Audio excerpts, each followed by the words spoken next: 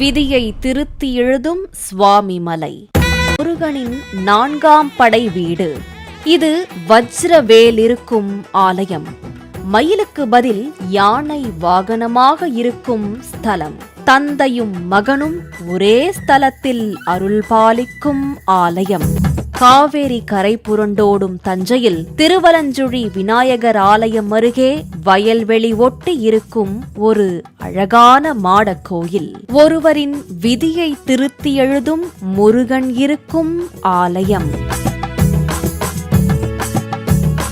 உலகிலேயே தமிழ் ஆண்டுகள் 60ஐ குறிக்கும் விதமாக 60 படிகள் இருக்கும் ஒரே ஸ்தலம்.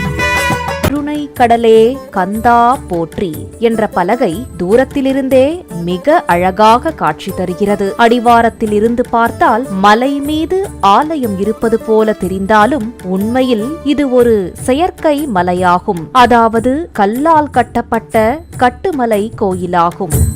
கிழக்கு வாயில் வழியே சென்றால் முதலில் காட்சி தருபவர் வல்லப கணபதி.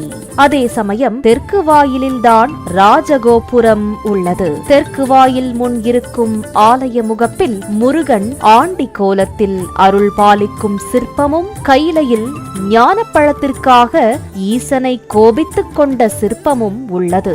அதன் அருகேயே சிவபெருமானுக்கு முருகப்பெருமான் பிரணவ ரகசியத்தை உபதேசிக்கும் சுதை சிற்பத்தையும் காண முடிகிறது. அதை கடந்து உள்ளே சென்றால் 5 நிலையுடன் 7 கலசங்கள் கொண்ட ராஜகோபுரம் நம்மை வரவேற்கிறது. கோயில் உள்ளே இருக்கும் தூண்களை பார்க்கும்போது இது மிக பழங்கால ஆலயம் என்பது உறுதியாகிறது. கோயில் கோஷ்டத்தில் இடம்பன் முதற்கொண்டு பல்வேறு பரிவார தெய்வங்களையும் காண முடிகிறது.